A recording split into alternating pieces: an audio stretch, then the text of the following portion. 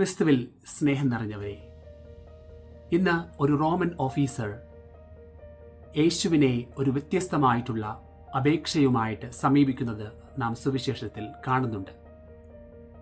ഇവിടെ തൻ്റെ ഭാര്യയ്ക്ക് വേണ്ടിയോ തൻ്റെ മകനു വേണ്ടിയോ തൻ്റെ ഏറ്റവും പ്രിയപ്പെട്ട ആർക്കു വേണ്ടിയും എങ്കിലുമോ അല്ല ഇവിടെ ഈ റോമൻ ഓഫീസർ യേശുവിനെ സമീപിക്കുന്നത്. മറിച്ച് തൻ്റെ വീട്ടിൽ ജോലി ചെയ്യുന്ന തൻ്റെ അടിമയായിട്ടുള്ള ഒരു ഭൃത്യനു വേണ്ടി, അവൻ്റെ സൗഖ്യത്തിനു വേണ്ടി ഉള്ള ഒരു അപേക്ഷയുമായിട്ടാണ് ഈ ഉന്നതമായിട്ടുള്ള പദവിയിലിരിക്കുന്ന റോമൻ ഓഫീസർ നേരിട്ട് വ്യക്തിപരമായിട്ട് യേശുവിനെ സമീപിക്കുന്നത്.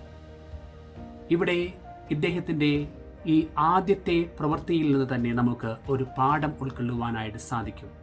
ഹ്യൂമൻ ഡിഗ്നിറ്റി, മനുഷ്യൻ്റെ മഹത്വം.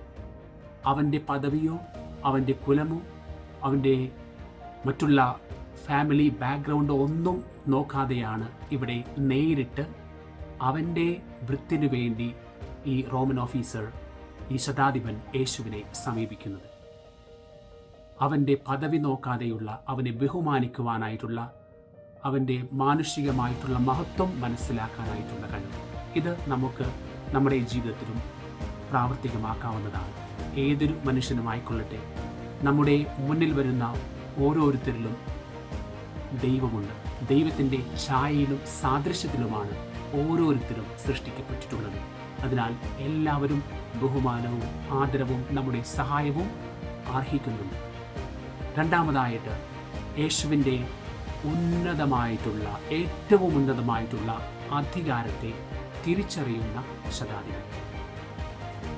തൻ്റെ അധികാരത്തിന് കീഴിൽ അനേകം പടയാളികളുണ്ട്.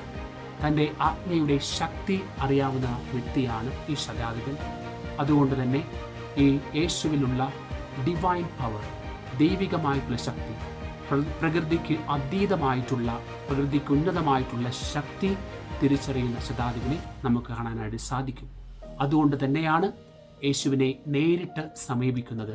യേശുവിൻ്റെ ദൈവത്വം മനസ്സിലാക്കിക്കൊണ്ട് തൻ്റെ എളിമയോടുകൂടെയുള്ള സമീപനം.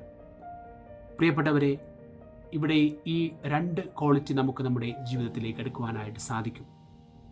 ആ മനുഷ്യനെ അവൻ്റെ പദവി നോക്കാതെ ബഹുമാനിക്കാനായിട്ടുള്ള കഴിവ് ഈ ശതാധിപനിൽ ഉണ്ടായിരുന്നു. രണ്ടാമതായിട്ട്, യേശുവിൻ്റെ ശക്തി തിരിച്ചറിഞ്ഞുകൊണ്ട് ആഴത്തിലുള്ള വിശ്വാസത്തോടെ തൻ്റെ ഭൃത്യനെ സുഖപ്പെടുത്തുവാനായിട്ട് യേശുവിൻ്റെ ഒരു ഫിസിക്കൽ പ്രസൻസ്, നേരിട്ടുള്ള ഇടപെടൽ ആവശ്യമില്ല.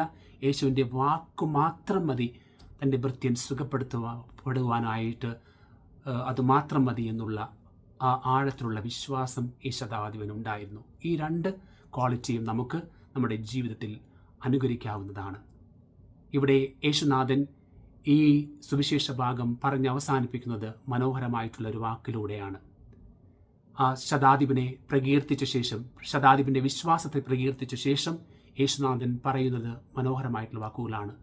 കിഴക്ക് നിന്നും പടിഞ്ഞാറ് നിന്നും ആളുകൾ, അനേകം ആളുകൾ വരും.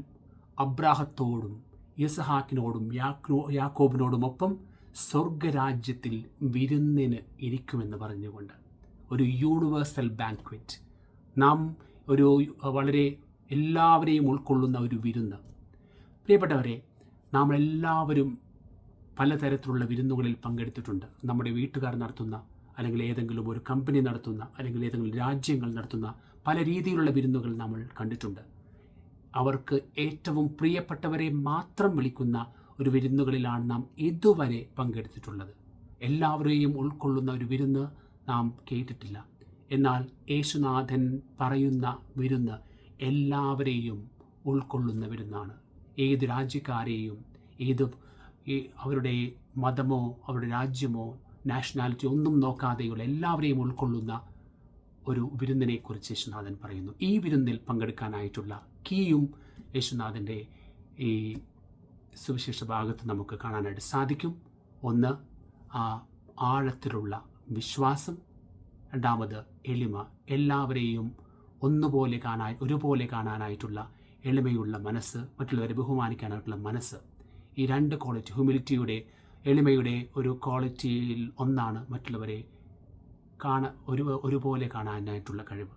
ആഴത്തിലുള്ള വിശ്വാസവും ഹ്യൂമൻ ഡിഗ്നിറ്റി റെസ്പെക്റ്റ് ചെയ്തുകൊണ്ടുള്ള എളിമയോടുകൂടുള്ള സമീപനവുമാണ് നമ്മൾ ഈ അൾട്ടിമേറ്റ് വിരുന്നിൽ, ഏറ്റവും ആത്യന്തികമായിട്ടുള്ള എല്ലാവരും ഉൾക്കൊള്ളുന്ന വിരുന്നിൽ പങ്കെടുക്കുവാനായിട്ട് നമ്മെ യോഗ്യരാക്കുന്നത്. അതിന് നാം തയ്യാറാണോ? ഈ 2 ക്വാളിറ്റിയും നമുക്ക് വന്നു ചേരുവാനായിട്ട് പരിശുദ്ധാത്മാവിനോട് നമുക്ക് പ്രാർത്ഥിക്കാം. ദൈവം നമ്മെ അനുഗ്രഹിക്കട്ടെ.